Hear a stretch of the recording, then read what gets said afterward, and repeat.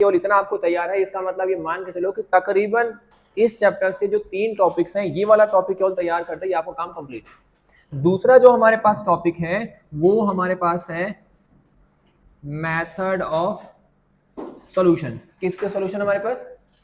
Equations के। Equation को solve करने के दो मेथड हैं। पहला वाला जो हमारे पास है उसको हम बोलते हैं अलजेब्रिक, और जो दूसरा वाला है उसको हम बोलते हैं ग्राफिकल। केवल दो मेथड है, एक हमारे पास है अलजेब्रिक मेथड, एक हमारे पास है ग्राफिकल मेथड। अलजेब्रिक हमारे पास फर्दर 3 अलग अलग कैटेगरी में डिवाइड है। कौन कौन सा हमारे पास? सब्स्टिट्यूशन, एलिमिनेशन और हमारे पास क्रॉस मल्टीप्लिकेशन। ये दोनों हमारे एकेडमिक कैलेंडर में है जो हमें करने हैं। ये वाला हमारे कैलेंडर में नहीं है, फिर भी मैं आपको कराऊंगा, समझा के चलूंगा, क्योंकि 11th क्लास 12th क्लास में दोबारा पूछा जाएगा, वहां पे दोबारा आपको नहीं कराया जाएगा। आपको यहाँ पे पता होना जरूरी है। ग्राफिकल मेथड हमारे पास केवल एक ही है, इसकी पास कैटेगरी नहीं है। बेसिकली ये आपको लास्ट ईयर कर लेना चाहिए था। Graphical method that means linear equation को ग्राफ के फॉर्म में कन्वर्ट करना 9th क्लास में सिखाया गया था। हो सकता है किसी स्कूल में नहीं बताया गया हो कि लाइंस को ग्राफ पे कैसे प्लॉट करते हैं। एक कोई क्वेश्चन देखियो। तीसरा जो हमारे पास पार्ट है वो है इसका एप्लीकेशन पार्ट, या फिर हम क्या कह सकते हैं, वर्ड प्रॉब्लम्स। तो वर्ड प्रॉब्लम में कोई यूनिक सी चीज नहीं, कोई अलग सी चीज नहीं, बस जो नॉर्मल हमारे पास स्टेटमेंट्स हैं हर पर्टिकुलर टॉपिक्स के ऊपर में जो स्टेटमेंट्स तैयार होती हैं, उन स्टेटमेंट्स को हम कैसे इक्वेशन के फॉर्म में कन्वर्ट करके सॉल्व करेंगे, बस इतना सा काम है करना है ये। हाँ जी, हाँ सब में elimination, substitution, elimination, cross multiplication आपके बुक में लिखा हुआ है, बस कुछ समझना है। अभी समझाने के लिए नोट डाउन करने का मैं तरीका बताऊंगा आपको बाद में। तो आपका ये वाला पोर्शन खत्म हो चुका है। ये खत्म इस तरीके से हुआ है कि आप बस को अपना काम चला सकते हो। मैं इसमें एक्सपर्ट नहीं बोलूंगा, कहाँ एक्सपर्ट होगा, क्योंकि बहुत सारे क्वेश्चंस आपको लिखने पड़ेंगे। एबीसी वाले हमारे क्वेश्चंस आएंगे, वो बहुत सारा हमारा लंबा प्रोसेस है। बस केवल मैंने आपको इंट्रोड्यूस करा दिया था।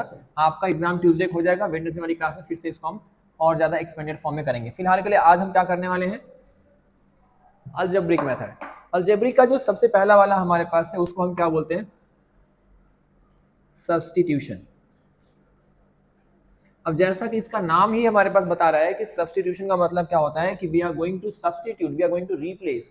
जैसे मैथ्स में सब्स्टिट्यूशन होता है, सब्स्टिट्यूट फिल्टर हमारे पास आया है कि एक को हटा के हमने उसके जगह पे उसके जैसा ही कोई दूसरा रख दिया, उसको हम बोलते हैं सब्स्टिट्यूशन मेथड। आपके पास जो स्टैंडर्ड फॉर्म है वो है a1x plus b1y plus c1 equals to 0, और दूसरा हमारे पास a2x plus b2y plus c2 equals to 0। आपकी मर्जी है रिदुल सर। तो आपके पास ये दो पर्टिकुलर हमारे पास मेथड्स हैं, आपकी मर्जी है कि x की वैल्यू निकालो, y की निकालो, नीचे से x निकालो, y निकालो। लेकिन एक चीज ध्यान रखना, अगर यहां से x निकाली है तो इसमें लाके रखेंगे, दूसरे वाले में सब्स्टिट्यूट करेंगे। एग्जांपल छोटा सा लेता हूं, मैंने आपको दिया कि x + y = 5 और 2x + y = 9। क्या क्या क्वेश्चन आ गया, using substitution method find the value of x and y। Method mention है तो आप वही फिक्स है, उसके अलावा कोई और इस्तेमाल करेंगे 0 नंबर। बोर्ड में 0 देते हैं, बोर्ड में भी हम 0 देते हैं, वहां पे कोई मेथड नहीं दिखाते, मेथड लिखा हुआ है उसमें, तो आप दूसरा मेथड अप्लाई करेंगे 0 ही मिलेगा।